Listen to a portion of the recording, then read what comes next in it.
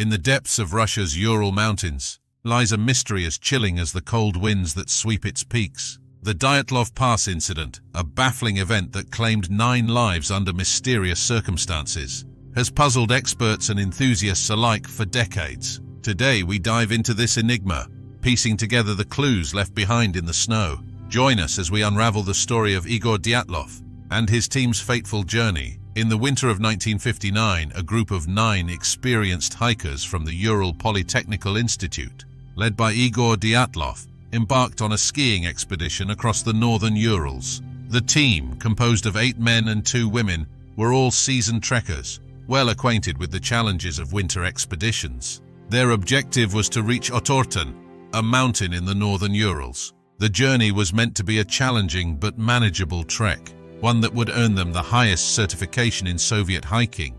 Before venturing into the heart of the mountains, the group spent several days in Ivdel, a town at the center of the northern province of Sverdlovsk Oblast. They took a truck to Vizhai, the last inhabited settlement so far north. This was the final point of civilization the group would see. From here, they would venture into the wilderness, traversing the vast, snow-covered landscapes of the Ural Mountains. The hikers began their trek toward Gora Otorten. Initially, everything seemed to be proceeding as planned. They documented their journey through diaries and cameras, capturing moments of jovial camaraderie, the beauty of the Ural wilderness, and the challenges they faced. The photographs showed smiling faces, the group setting up camp, and the vast expanses of the snowy landscape. As they journeyed, the weather conditions worsened. Snowstorms increased, reducing visibility and making their trek increasingly arduous. The group lost their direction and deviated west, finding themselves on the slopes of Kholat Syakhl, which in the local Mansi language means Dead Mountain. It was here that they decided to set up their camp for the night of February 1st. Little did anyone know that this would be the last camp the group would ever make. The decision to camp on the open slope of Kholat Syakhl, rather than in a more sheltered location less than a mile downhill, remains a puzzling choice. This decision, among other oddities that would later be discovered, has fueled much of the speculation surrounding the incident. The events that followed that night remain shrouded in mystery. When the hikers failed to return as scheduled, initial concerns were not immediately raised, given the unpredictable nature of such expeditions. However, as days passed with no word from the group, worry escalated. On February 20th, after much delay, a search and rescue operation was launched.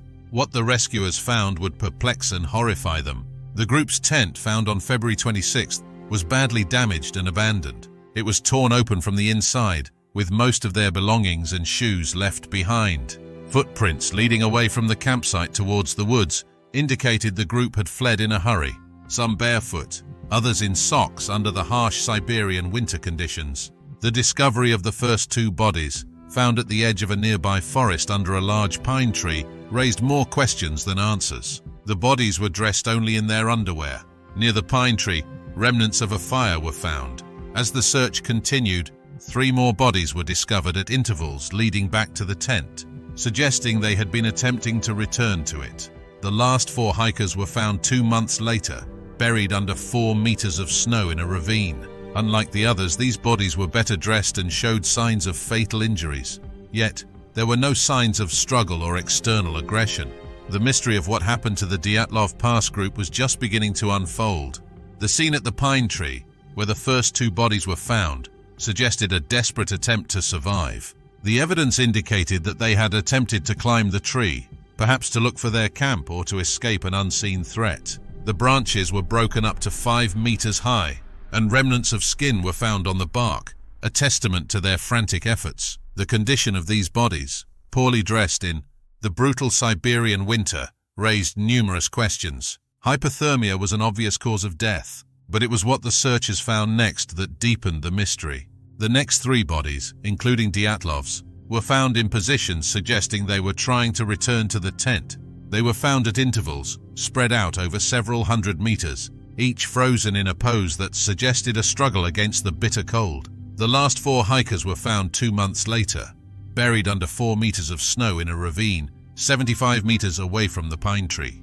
However, their injuries perplexed the investigators. 3 of the 4 had severe fatal injuries, One had a fractured skull, while 2 others had major chest fractures. The force required to cause such damage was extraordinarily high, comparable to a car crash. Yet there were no external wounds associated with these injuries. It was as if they had been crushed by a high level of pressure. Even more baffling, one of the women had her tongue and eyes missing, leading to speculations ranging from natural decomposition to more sinister explanations. The examinations of the bodies showed no signs of struggle or resistance against another human being, further complicating the narrative. The area where the incident occurred was known for its serene yet unforgiving landscape. The investigation team looked into natural causes, such as an avalanche, which could have explained the traumatic injuries. However, the lack of obvious avalanche signs, the nature of the injuries, and the orderly escape from the tent contradicted this theory. Adding to the perplexity was the discovery of high levels of radiation on some of the clothing, a detail that has spurred numerous conspiracy theories. The group's camera and diary entries found at the site offered no explanation. The last photo taken by the group was of an eerie, blurry light against the night sky, fueling speculation about UFO sightings. The diary entries ceased the day before the tragedy, leaving their final hours to speculation. As the investigation continued, the official conclusion was that the hikers had died of a compelling natural force. The Soviet authorities, known for their secrecy, closed the case, and files were archived with little public disclosure. This opacity only fueled more speculation and mystery surrounding the incident. Decades later, the lack of concrete explanations has led to a plethora of theories. Some suggest katabatic winds, a rare and violent downward wind, could have surprised the hikers, causing panic. Others hypothesize infrasound, an atmospheric phenomenon capable of inducing panic attacks, as a possible cause. These natural explanations attempt to rationalize the hikers' irrational behavior, like fleeing their tent into sub-zero temperatures without proper clothing. However, natural explanations struggle to account for all the aspects of the incident. The absence of external injuries on the bodies with severe internal trauma, the radiation on their clothing, and the inexplicable circumstances of their flight from the tent remain unexplained. This gap has given rise to more esoteric theories, including military testing in the area, secret weapon experiments, and even encounters with extraterrestrial beings. As wild as some theories are, they stem from the unsettling lack of a plausible explanation. The Dyatlov Pass incident is a tale that combines the harsh realities of nature with the mysteries of the unexplained. The story of these 9 hikers, who set out on an adventure only to meet with an inexplicable fate, continues to captivate and haunt the imagination of people around the world. In the absence of definitive answers, a myriad of theories have emerged, each attempting to explain the baffling circumstances of the Dyatlov Pass incident. These range from the plausible to the bizarre, painting a picture of a mystery that is as complex as it is intriguing. One of the more grounded theories suggests an avalanche as the culprit. Proponents of this theory argue that the hikers, woken by the sounds of an avalanche, cut their way out of the tent in panic and fled down the slope. However, this theory has its shortcomings. For one, there was little evidence of an avalanche having occurred in the area, and the experienced hikers' decision to camp on the slope remains puzzling if they feared such a risk. Another natural explanation is hypothermia, which can cause paradoxical undressing, where individuals disrobe due to a perceived feeling of warmth. This could explain why some of the hikers were found with minimal clothing.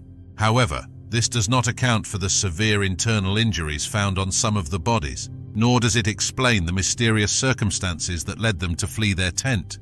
Katabatic winds, a type of intense downhill wind, have also been suggested as a possible cause. These winds could have created severe conditions that led to a panic, causing the group to leave their shelter.